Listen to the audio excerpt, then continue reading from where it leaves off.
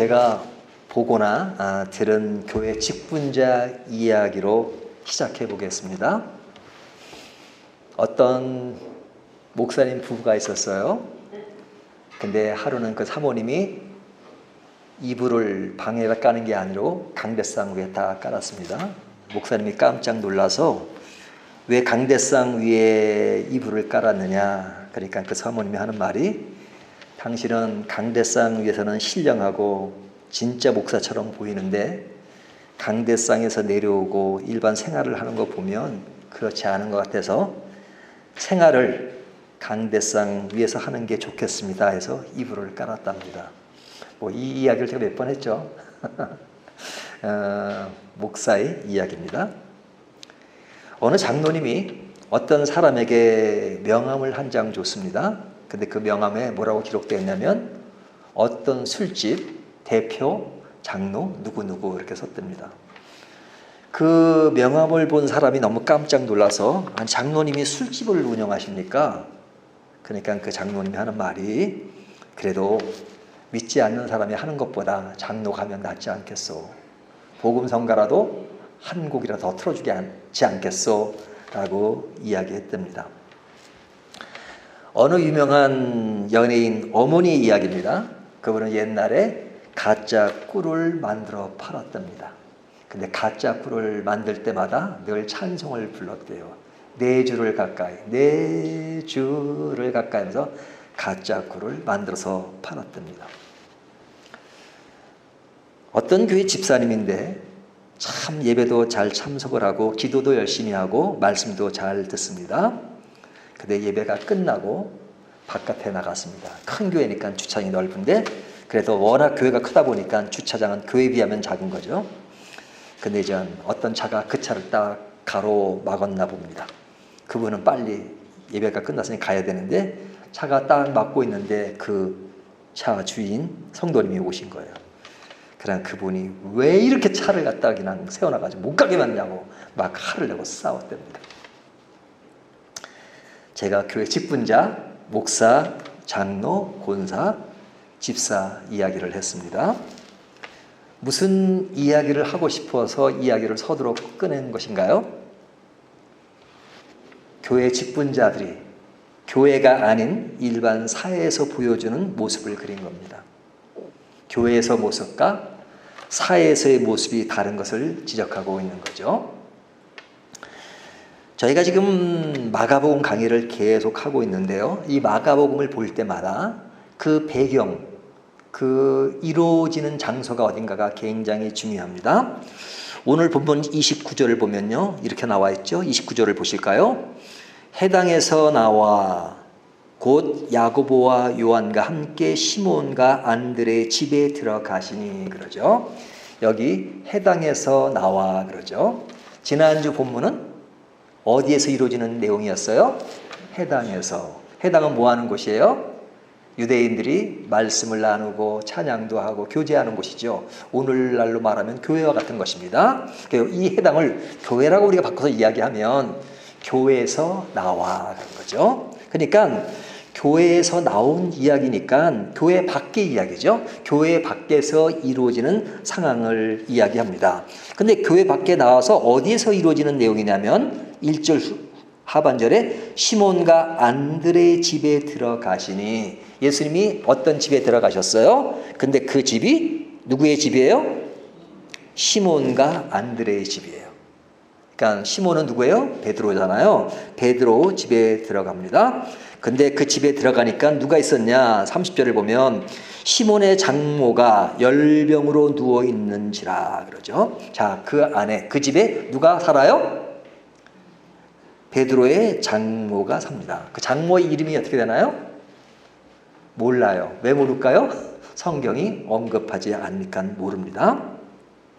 근데 그 장모가 누워 있어요. 이 누워 있다는 것은 한번 베드로 집에 잠깐 누웠다가 좀 알아서 눕는 게 아니고 그냥 그곳에서 거주한다는 것을 보여줘요.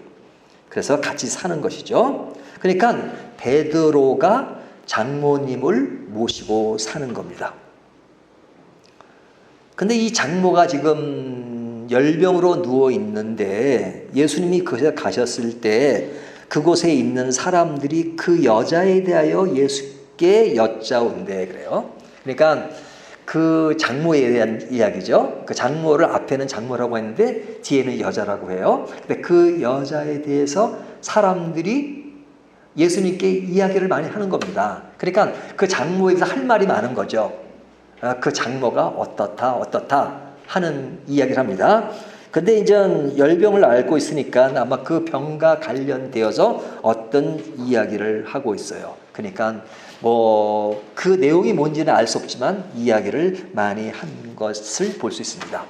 자, 우리가 이젠 교회를 떠나서 그 시몬이라고 하는 집에서 이루어지는 것, 시몬이 장모님을 모시고 사는데 그 장모님은 아파 누워 있고 그리고 거기에 여러 사람들이 모여 있는데 그 사람들이 장모에 관해서 여러 가지 이야기를 하는 것 한번 그림으로 한번 이렇게 그려보시면 어떤 모습인지 그려지죠. 이것이 이제 우리들이 살아가는 삶의 터전과 다를 바가 없죠. 우리가 가정에서도 여러 가지 상황 사건들이 벌어지고 있고 또 직장에서 이루어지고 있고 또 뭐 학교나 어디 곳인지 사람들이 사는 곳에는 사람들이 모여서 막 아프기도 하고 이런저런 이야기도 나눠지고 또 사람들이 모여 있기도 하는 그러한 모습들이 보여진단 말이죠. 그런 그림이 오늘 본문에도 똑같이 일어나는 겁니다. 자, 이것이 이제 우리가 앞에 나오는 그 베드로의 집에 장모가 산다는 이야기가 나오고요. 그 다음에 이어지는 내용은 뭐냐면 32절부터 34절까지 내용은 여전히 이제 베드로 집인데 베드로 집 문 앞에서 이루어지는 일들입니다. 그래서 33절을 보면 뭐라 그래요? 온 동네가 그 문 앞에 모였더라. 그렇죠? 그러니까 동네 사람들이 그 문 앞에, 그러니까 베드로가 사는 집 문 앞에 모인 것입니다. 근데 때는 언제였느냐? 32절, 저물어 해질 때. 그렇죠? 저물어 해질 때. 그러니까 사람들이 일을 언제 해요? 주로? 뭐 밤에 일하는 사람도 간혹 있긴 하지만 대부분 일반적으로는 사람들이 해 지기 전에 일을 하잖아요. 근데 이때는 일을 다 마치는 그때, 그 시간대에 사람들이 집에 와서 쉬는 그때에 베드로 집 문 앞에 사람들이 모였습니다. 그러니까 쉬어야 할 시간이죠. 근데 사람들이 많이 모였어요. 왜 모였냐? 예수님이 그곳에 오셨으니까 예수님을 보러 왔는데 사람들이 예수님을 보러 온 것은 단순히 얼굴만 보는 것이 아니라 말씀도 듣지만 어려운 사람들을 데리고 온 겁니다. 어려운 사람은 병든 자를 데려오고 또 귀신 들린 자를 데리고 왔어요. 그래서 32절을 보면 저물어 해질 때 모든 병자와 귀신 들린 자를 예수께 데려오니, 그러니까 예수님은 지금 해당에 있는 게 아니에요. 베드로 집에 있는 거예요. 그때 병든 자와 귀신 들린 자를 데리고 왔습니다. 그러니까 34절 예수께서 각종 병이든 많은 사람을 고치시며 많은 귀신을 내쫓으시되 귀신이 자기가 알므로 그 말하는 것을 허락하지 아니하시느니라 그러죠. 그러니까 그것에 많은 사람들이 귀신 들린 자와 병든 자를 데려오니까 예수님이 그들을 고치셨다 이렇게 말하죠. 자, 해당에서도 예수님이 병든 자를 고치셨고 귀신 들린 자를 고치셨죠. 근데 지금은 해당이 아니고 지금 베드로의 집에서 문 밖에서 사람들을 고치셨어요. 그러니까 예수님이 병자를 고치는 그 사역은 교회에서만 이루어진 것이 아니라 교회 밖에서도 이루어지고 또 일반 어느 곳에든지 이루어지는 거죠. 예수님의 사역이 교회에 따로 있고 일반 어떤 집 따로 있는 것이 아니라 예수님이 계신 어디서든지 예수님은 늘 가르치시고 고치시고 그리고 사역을 하셨어요. 자, 이것이 이제 앞에 장모 이야기가 나오고 두 번째는 예수님이 그 장모 집에서 베드로 집에서 사람들을 고치셨다는 이야기를 하는 겁니다. 어느 곳에든지. 그런데 오늘 본문에서 눈에 띄는 말씀이 있습니다. 그 눈에 띄는 말씀이 34절을 보면 하반절에 귀신이 자기를 알므로 그 말하는 것을 허락하지 아니하시니라. 자, 귀신이 무슨 말을 했겠어요? 귀신이 하는 말이 여기 나오잖아요. 34절에 귀신이 자기를 알므로 그러죠. 자기가 누구예요? 귀신 자신이 아니에요. 예수님을 말하는 거예요. 예수님이 누구인지를 아는 거죠. 그래서 우리가 해당에서도 똑같은 사건이 벌어졌잖아요. 거기에 귀신이 나타나서 뭐라 그랬어요? 나타난 게 아니라 귀신 들린 자가 하는 말이 이렇게 말하죠. 24절 보면 나사렛 예수여 우리가 당신과 무슨 상관이 있나이까 우리를 멸하러 왔나이까 나는 당신이 누구인지를 아노니 하나님의 거룩한 자니다. 이것이 누가 한 말이에요? 귀신 들린 자가 한 말이에요. 어디서? 해당에서. 근데 이제 오늘은 해당이 아니고 집에서 하는 얘기예요. 집에서 또 귀신 들린 자가 하는 말이 말 내용은 나오지 않지만 그 말하는 것이 뭐냐면 예수님이 누군지를 알므로, 그렇죠? 예수님이 누군지를 아니까 뭐 하나님의 거룩한 자다, 뭐 이런 얘기를 했겠죠. 하지만 예수님은 그것을 허락지 않으셨다 이렇게 말하는 겁니다. 말하는 것을 왜 허락지 않으셨을까요? 그 귀신 들린 자가 믿음을 가지고 하는 이야기가 아니죠. 예수님이 누군지를 알지만 그가 믿음을 가지고 예수님을 믿으면서 하는 말이 아니라 앞에 있는 구절처럼 예수님이 계신 것이 그에게는 조금 두렵고 불안한 것이죠. 그러니까 그렇게 이야기했죠. 그러니까 믿음으로 하지는 않아요. 그리고 귀신 들린 자가 하는 이야기예요. 근데 말 내용만 가지고 볼 때는 뭐 하나님의 거룩한 자다, 뭐 나사렛 예수가 말했다면 그 말은 맞는 거잖아요. 네? 그 말은 맞아요. 말이 틀린 건 아니에요. 말은 맞아요. 근데 그 말이 아무리 맞는다 할지라도 그 말 내용을 떠나서 그가 믿음으로 하지 않는 것이라면 그 말은 그렇게 큰 의미가 없는 거죠. 우리는 말이 괜찮으면 다 맞는 것으로 생각하지만 그 말 자체가 아무리 옳아도 그가 진짜 예수를 믿지 않고 예수 안에 거하는 것이 아니라면, 더군다나 귀신이 하는 소리라면 그것은 아무 소용이 없는 거란 말이죠. 그러니까 예수님은 해당이 되든 집이 되든 어느 곳에든지 예수님에 대해서 잘못 알고 있는 것에 대해서는 분명히 경계를 하십니다. 그러니까 이 이야기를 좀 더 넓게 하면 우리의 신앙생활이라고 하는 것은 교회 안에서만 이루어지는 것이 아니라 교회든 집이든 항상 믿음의 변화가 없어야 됩니다. 교회에서는 잘 믿고 집에 가면 잘 안 믿고, 교회에서는 거룩한데 집에만 가면 가자마자 신경질, 가자마자 그냥 뭐 믿음 생활과는 다르게 행동하는 것이라면 뭐 균형 잡힌 믿음 생활을 한다고 볼 수 없는 것이죠. 그렇기 때문에 오늘 본문에서 귀신도 해당이든 또 어디 있는 바 그냥 자기 하고 싶은 말을 다 해요. 그러니까 어떤 사탄의 전략도 교회 안에서만 이루어지는 게 아니라 바깥에서 이루어지는 것이기 때문에 늘 어디서든지 방어를 해야 되고, 또 우리들은 또 예수님의 말씀, 기도 이런 모든 생활도 교회 외에도 사회생활 가운데, 일반 생활 가운데 늘 이루어져야 된다는 것을 이렇게 간접적으로 교훈하고 있습니다.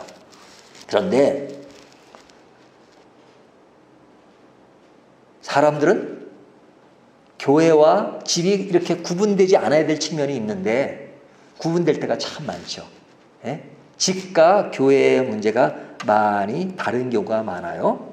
해당이든 집이든 똑같이 헌신된 섬김의 자세를 가져야 되는데 교회에서는 뭔가 섬기는 것 같은데 집은 그렇지 않은 경우, 또 바깥의 사회생활은 그렇지 않은 경우가 많단 말이죠. 그런데 이제 오늘 본문을 자세히 보면 교회가 아니고 해당이 아님에도 불구하고 그런 섬김의 본을 잘 보여준 사람이 등장합니다. 그 사람이 누구냐면 31절을 보세요. 31절 나아가서 그 손을 잡아 일으키시니 열병이 떠나고 여자가, 그러죠. 장모가 여자로 바뀌어요. 이 여자가 누구예요? 베드로의 장모. 그에게 수종드니라, 그러죠. 그가 누구예요? 예수님께 수종드니라. 이 수종이란 말은 다른 말로 바꾸면 섬긴다 하는 말이에요. 그러니까 예수님을 섬긴다 하는 말을 강조합니다. 자, 이 섬김, 지금 시몬과 안드레, 요한 이런 사람들이 제자로 부르심을 받아서 예수님을 따라다니는 것도 하나의 섬김이죠. 또 해당에서 또 같이 섬기도 했습니다. 하지만 이 여자, 이 장모는 해당에는 없었어요. 지금 베드로 집에서 있기만 했어요. 누워 있었어요. 근데 그 여인이 해당이 아닌 집에서 예수님을 섬겼다 이렇게 말하죠. 수정드니라는 것은 섬겼다는 거예요. 언제? 저물어 해가 질 때.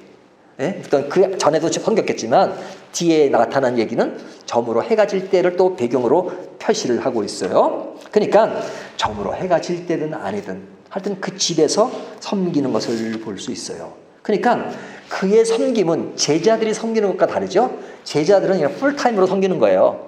늘 따라다니면서. 하지만 이 여인은 풀타임이 아니고 그냥 베드로의 집에 있으니까 그 집에 예수님이 오셨고 또 제자들도 있고 그리고 예수님이 병자도 고치고 하는 그 상황에서 그냥 그 여인이 할 수 있는 것이 뭐겠어요? 같이 복음을 전하고 이런 건 아니겠죠? 그가 하는 것은 음식을 차려주고 하는 그런 일이었을 겁니다. 하지만 그 여인이 예수님이 하는 일들을 잘 할 수 있도록 섬겼다 하는 이야기를 하는 겁니다. 그러니까 그 여인이 해당이 아닌 집에서 자기가 할 수 있는 것을 가지고 섬겼다 하는 이야기를 하는 겁니다. 이것이 오늘 본문의 이야기예요. 자, 그렇다면 이러한 섬김이 어디에서 나온 것이냐? 그 나온 배경이 중요하죠. 그 배경은 뭐냐면 그의 딸 집에서 이루어지는 겁니다. 참 이 베드로 이야기를 보면요. 베드로 아내에 대한 얘기는 없어요. 그렇죠? 아내 이름이 무엇인지 또 아내가 뭘 했는지 등장하지 않아요. 근데 이 장모 이야기는 마가가 1대, 2대 뭐 그런 것을 다 보았겠어요? 보지 않았겠죠. 하지만 어떻게 이것을 기록했어요? 베드로가 이야기를 해줬으니까. 베드로와 마가는 굉장히 가까운 사이잖아요. 그래서 베드로 전후서는 마가가 썼다는 말이 맞아요. 그러니까 베드로가 불러주고 글 쓰는 건 마가가 쓰고 마가가 굉장히 친하고. 그래서 이 마가는 이제 바울과도 어떤 썸씽이 있고 또 베드로와도 가까운 사이고. 그래서 이 마가복음을 마가가 썼지만 이 마가를 사복음 중 최초의 복음서로 기록한 것은 사실은 대부분 베드로와 친하니까 베드로부터 예수님과 일어났던 그 사건들을 많이 들은 거죠. 들었을 때 베드로는 자기 얘기니까 더 아주 리얼하게 이야기할 수 있죠. 내가 우리 집에 갔는데 그때 우리 장모님이 계셨어. 그래서 장모님이 계실 때 예수님이 오셔가지고 낫게 하셨어. 뭐 이런 얘기를 베드로가 마가에게 했을 거 아닙니까? 그 마가가 들은 이야기를 이제 마가복음서에 기록한 겁니다. 근데 예수님이 그 베드로의 집에 갔을 때 그 장모가 누워 있었어요. 아파서 누워 있었어요. 근데 그 누워 있다는 이야기를 여기 뭐라고 이야기합니까? 30절 시몬의 장모가 열병으로 누워 있는지라. 열병으로 누워있다 이렇게 말하죠. 근데 누워있는 그 여인을 보고 예수님이 어떻게 하셨어요? 30절을 보면 31절 보면 나아가서 그 손을 잡아 일으키시니 그러죠. 잡아 일으켰다. 손을 잡아 일으키시니 열병이 떠나고 여자가 그에게 수종되니라 그러죠. 손으로 잡아 일으켰다 이렇게 말해요. 근데 이제 이 내용이 여기만 나오는 것이 아니고 다른 복음서에서도 나옵니다. 마태복음 8장 15절을 보면 뭐라고 말씀하시냐면 제가 읽지 않겠습니다. 그의 손을 만지시니 이렇게 말합니다. 그러니까 예수님이 그의 손을 만지시니 그렇게 말합니다. 또 누가복음 4장 39절을 보면 열병을 꾸짖으신데 이렇게 나옵니다. 그러니까 그 열병을 보고 꾸짖으며 낫게 하셨다 이렇게 말해요. 누가복음에는. 그러니까 그 병에 대해서 아주 예수님이 아주 그냥 직선적으로 그 병을 고치셨다. 확실하게 고치셨다는 것을 그 표현 속에 담고 있는 거죠. 근데 누가복음은 그 열병을 꾸짖으신대라고 했지만 이 마태복음이나 마가복음은 꾸짖으신대라고 말하지 않고 조금 표현이 달라요. 이 마가복음에는 손을 잡아 일으키시니 자 이런 말씀이 나오면요 그냥 그림을 한번 그려보세요. 그때 상황을 지금 열병으로 누워있는 그 여인에게 있어요. 그 손을 잡아 일으키시니 그래요. 손을 잡아 일으키신다. 또 마태복음은 그 손을 만지시니 그래요.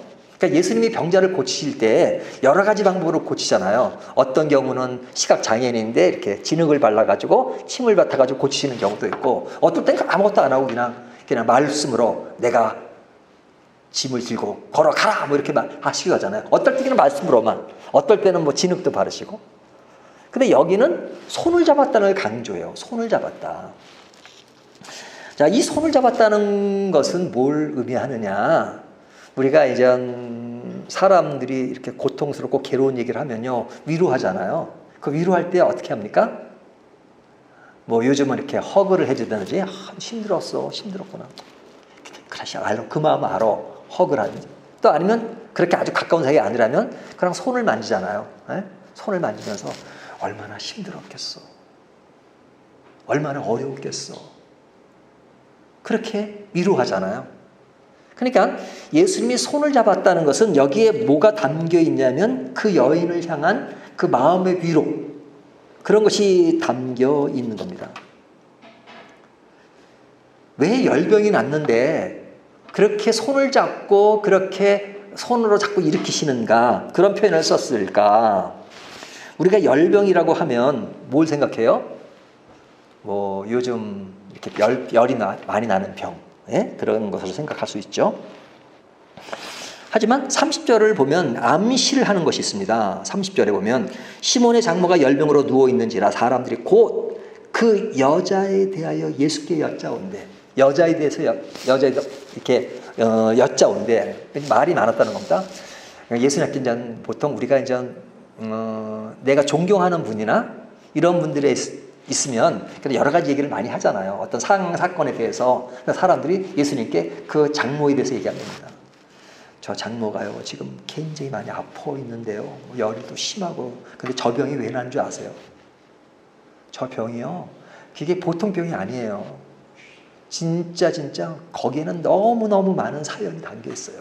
이런 일도 있고 저런 일도 있고, 저런 일이 뭐 안 아플 수가 없겠죠 하고 여러 가지 그 증세나 상황들에 대해서 이야기하지 않았겠어요? 그래서 제가 원문 한번 찾아봤어요. 찾아봤더니 이게 이제 우리는 열병으로 나오지만 그 원문에는 어떻게 표현됐냐면 그 열이 나는 병, 열이 많이 나는 병, 이렇게 이야기를 합니다. 그럼 이 열병이라는 게 뭐냐? 우리가 많이 쓰는 이게 한국 사람 쓰는 병에 뭐 그런 명도 있던데, 화병이에요, 화병. 화가 많이 나면 화병이 있잖아요. 근데 이 마음이 굉장히 속상할 때 생기는 화병 있잖아요. 근데 이 장모가 이게 그 어떤 이 문맥을 보면 이게 그냥 단순히 열만 난 게 열은 어떤 그런 그 물리적인 현상으로 나타난 것이고 굉장히 마음이 상해 있는 겁니다. 마음이 상해 있는 거예요. 열받은 거예요. 열받은 거. 왜 열을 받았느냐? 보십시오. 우리가 이제 이 어부들을 보면 가난하다고 생각하잖아요. 가난하다고? 가난한 사람들이 어부였다. 못 배운 사람들이 어부였다. 근데 여러분, 베드로나 이런 사람들이 꼭 어부라고 해서 아주 그냥 못 배운 사람이 아닙니다. 기본 교육은 받은 사람이에요. 기본 교육은. 그리고 지난 마가복음 처음 시작할 때 품삯을 주는 사람들도 고용을 해서 이게 어부를 하는 것을 보면 이 사람들이 그냥 아주 가난해서 그냥 겨우겨우 그냥 힘드니까 예수님이 따라오니까 아유 이렇게 먹고 살기 힘드니까 그냥 예수님을 그냥 힘들어서 따라간 게 아니란 말이죠. 거기 버렸다는 것을 강조하는 것, 그물을 버렸다는 얘기는 그것이 자기들은 아까운 거예요. 그리고 생활터전이라는 얘기예요. 생활터전이 되는 것들을 버리고 쫓았다는 겁니다. 그러면 베드로가 자기 장모를 집에다 모실 정도면 아주 가난하고 아주 어려우면 어떻게 모십니까? 도리어 장모 집에 가서 살든지, 아니면 어려우니까 장모님 우리 집에는 어려워요. 제가 장모님을 돌 만한 그런 경제적인 여건이 안 돼요. 그리고 그냥 좀 봐주세요. 그리고 따로 살았겠죠. 하지만 그 장모를 자기 집에 모실 정도면 뭐 아주 큰 부자나 그런 건 아니겠지만 그래도 그냥 그 정도는 생활할 만한 여유가 있었단 말이죠. 먹고 살 정도는 됐다 이거죠. 근데 이 사위가 그래도 자기 딸과 결혼해가지고 먹고 살 만한 환경에서 자기까지 모시고 사는데 어느 날 베드로가요 변했어요. 어떻게 변한 줄 아십니까? 어떤 사람을 만났어요? 어떤 사람을 만났어요? 그 사람을 만나더니 자기 하던 일을 그만둔 거예요. 어부가 어부를 해야 먹고 사는데 그분을 만나고 그 사람을 만나고 자기 하던 일을 중단해서 다니던 직장을 그만두듯이 딱 때려치워쳤어. 예? 예? 그리고 집에도 매일 들어오는 게 아니고 집에도 안 들어오는 날이 많아요. 그리고 겨우겨우 먹고 살 정도가 됐을런지 모르는데 어떤 생활고가 있어야 먹고 사는데 이게 이제 돈 갖다 주는 것도 좀 덜한 거죠. 이제 그만뒀으니까. 자, 그래도 딸을 남자에게 준 것은 그래도 내 딸을 책임질 만한 남자라고 생각해서 그 남자에게 결혼을 시켰는데 그래도 여유가 있어가지고 자기도 그 집에 와 있는데 이 남자가 누굴 만나더니 생활력도 떨어지고 집에도 좀 안 들어오고 그러니까 어떻게 했어요? 속이 들끓었겠지. 속이 들끓었겠죠. 그 속이 들끓은 것이 심해지니까 열도 나고 화병이 든 겁니다. 화병이 든 겁니다. 제가 이 본문을 이렇게 딱 깨달으면서 와 이게 이랬을 거라고 생각했는데 그래서 제가 이거 나 혼자만 그렇게 생각하는 건 아닐까? 라고 많은 학자들의 책을 제가 책을 많이 본 사람은 아닌데 학자들의 책을 많이 찾아봤어요. 그때 상당히 많은 학자들이 그렇게 말하고 있더라고요. 나랑 생각을 이렇게 같이 한 학자들이 이렇게 많구나. 어떤 사람 학자들은 확실히 그렇게 말하는 사람도 있고 이런 근거는 제가 제 논리로 얘기한 것이고요. 또 어떤 학자는 그냥 뭐 장티푸스나 이런 것이었다 이렇게 말하는 사람도 있는데 그 사람들 대부분 학구적인 것이 좀 떨어지는 분들의 이야기인데 대부분의 학자들이 저와 같이 똑같이 얘기하더라고요. 그래서 나랑 같은 문맥에서 얘기하는구나. 어떤 사람은 그럴 수도 있고 이럴 수도 있다 이렇게 얘기를 해요. 근데 그런 문맥상 보면 그럴 확률이 많아요. 그러니까 여기 열병으로 났다는 것은 원문에도 보면은 그 열병으로는 증세 뭐 이런 식으로 얘기한단 말이죠. 그것을 보면 이가 그냥 장모로서 사위를 보니까 들끓은 거죠. 화가 났단 말이죠. 그러니까 병이 생긴 거죠. 화병이 생긴 겁니다.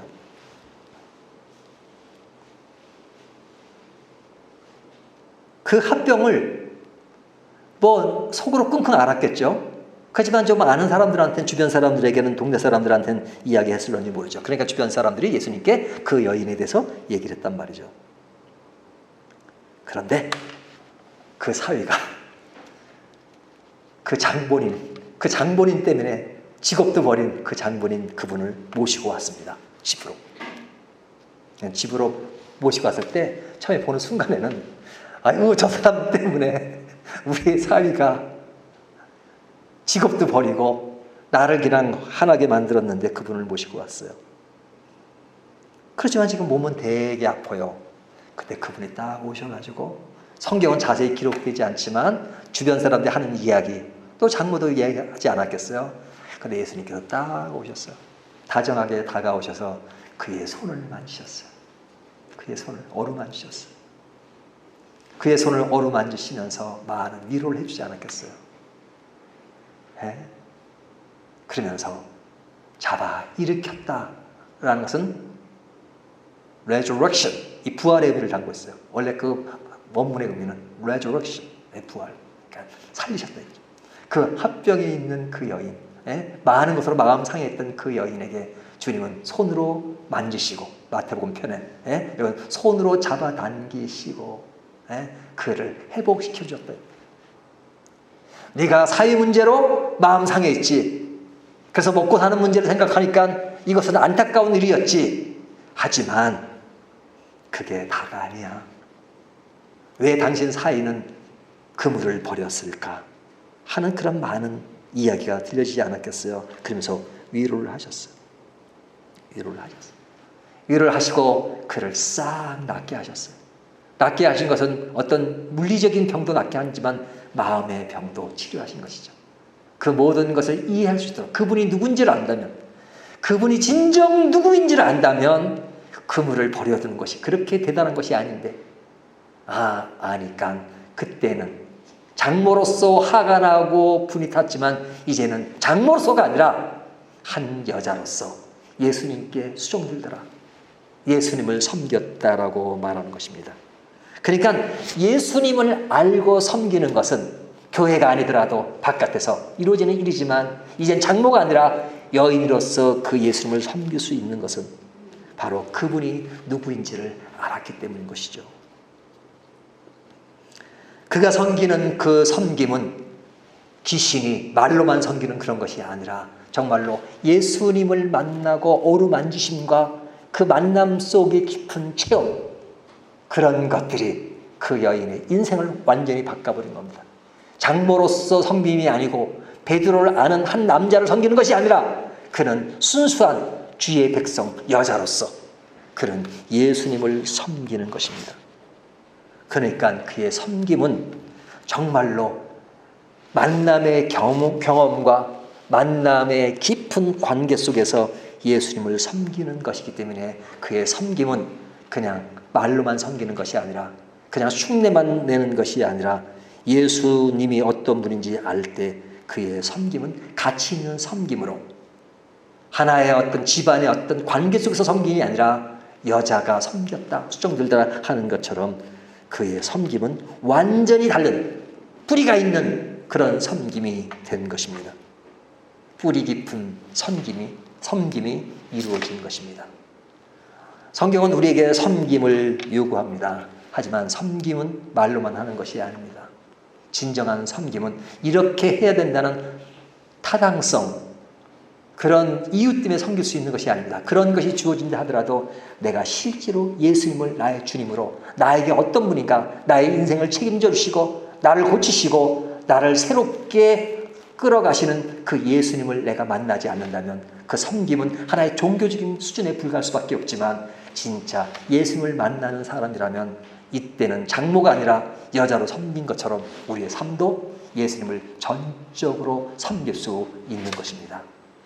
섬김에 앞서서 더 뿌리는 예수님을 만난다는 것이 그렇게 중요한 것입니다. 오늘 이 말씀을 가지고 우리의 삶이 교회에서뿐 아니라 우리의 일반 생활 가운데서 주님을 섬기는 삶을 살기 위해서는 예수님을 늘 만나는 것, 말씀을 통해서 기도를 통해서 매일매일 예수님을 만날 때 그때는 교회뿐 아니라 어떤 장소에든지 예수님을 바로 섬길 수 있다는 것을 보여주면서 우리가 진짜 어느 곳에든지 믿음의 길을 아름답게 행할 수 있을 것입니다. 이런 길을 함께 나가는 저와 여러분이 되시기를 주님의 이름으로 축원합니다.